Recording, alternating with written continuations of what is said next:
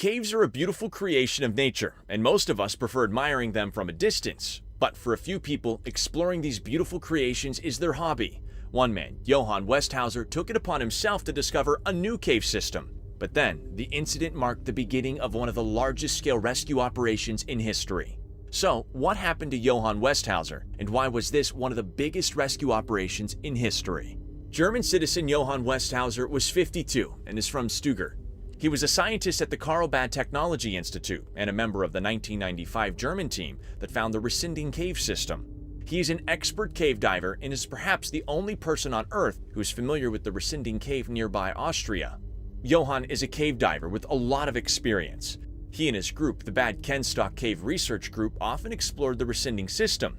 He was one of the organization's founders, but he wanted to push his exploration to the limits, so he planned the most extensive and dangerous expedition to re-enter the cave and try to find the connection to the super cave, whose name Rescinding translates as a gigantic thing. The thrill of exploring the undiscovered parts of this cave was so intense for him that he returned again and again to discover its extremities. The hundreds of tunnels are a maze of blind alleys, waterfalls, chasms, and rock chimneys. Cavers must navigate its damp, frequently slimy, rock-strewn passageways and then squeeze through water-filled gaps less than 2 feet wide. The majority of the cave system is still unexplored. At 63,320 feet, it is the longest and the deepest in the world. So when Johann Westhauser decided to explore the cave system, the crew took food, water, lighting, batteries, a first aid kit, and a lot of rope and related gear, because it's impossible for one team to reach the bottom of this cave in a single trip. Despite the significant chance of harm or death, they were going all in on this one mission. It's a technical, physical, and even mental struggle to go around this cave. To get the most out of their exploration of this cave, they had to make sure they were as safe as possible and make it easy for them to move around. So Johann and his companions spent 3 weeks getting in shape. Then, they came up with a detailed plan for each step of their trip into the cave. Around noon on the 7th of June, Johann and 2 co-workers entered the Rescinding Cave. Once they arrived, they immediately had to climb down the first deep shaft by anchoring ropes and rappelling. For the first descent, they made it down without incident, but the descent had left them completely weary. They were being put to more of a test than they had anticipated by the cave, but they persisted, despite their blood flowing quickly and having to fight for every breath. But as Johann strapped himself in to go down a second shaft, he had a strange feeling. Even though he had spent a lot of time organizing this trip, he became aware that he was only following the rules and not engaging with his coworkers. And because he understood how risky this exploration was and that any mistake could result in his or one of his team members' deaths, he was completely concentrated on the mission at hand. Still, he chose to pay more attention to his teammates and enjoy this great experience. And after a short while, they began to descend the next shaft. They could simply descend to the base station 2, which was a pre-planned point in the exploration. But at this time, Johann saw that one of his companions was growing distant and that he appeared to be under some expedition-related trauma. The teammate's eyes were glazed over and he wasn't paying attention to instructions. If he didn't recover, they'd have a huge safety concern. Johann gave him a pep talk and they decided to continue. The 3 men descended to the next station. At this time, Johann was having difficulty making his way down because the walls of this cave were lined with loose rocks that were jagged in some places and could cause ropes to get snagged. Johann's rope was getting stuck on something, and he knew that this could cause a rock fall. The group stopped to discuss the problem of falling rocks and decided that they had gone too far to turn back and use the ascent route. However, as they descended further into the shaft, the cave walls became more dangerous as rocks started to break from the sides of the walls, and the team could not see where they were falling from. It was pitch black, aside from the small headlamps that each team member was wearing on top of their safety helmet.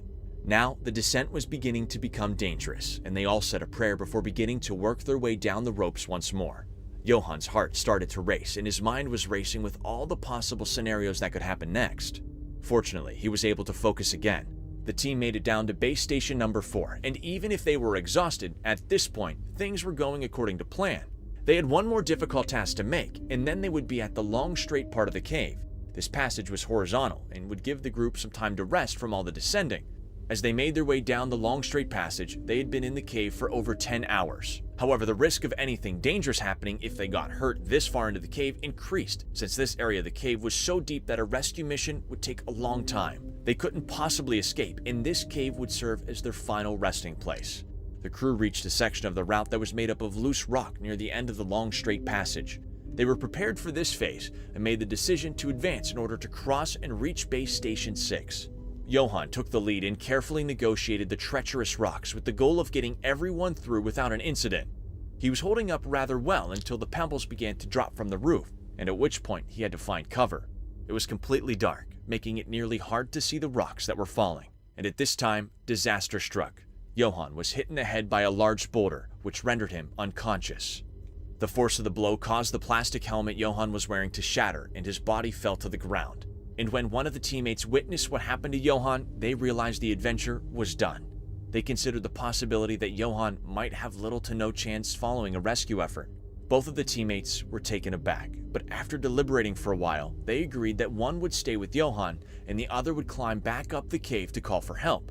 After a long 10 hours, the teammate emerged at the cave's entrance without incident. He contacted Mountain Rescue, and the emergency team immediately got to work organizing the rescue of Johann from the depths of the cave. One of the most extreme and dangerous rescue attempts ever made, according to Austrian rescuer Norbert Rosenberger.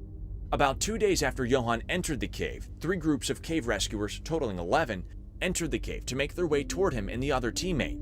A cave-linked telecommunication system was established to send and receive messages. During busy hours, extra fixed ropes, bolts, and footrest had to be added to the cave's pathways for further security. Up to 100% of the cave rescue gear at Bavarian Mountain was used for the operation. All of the work in the vertical corridors had to be done by hand because there was no motors or other tools available.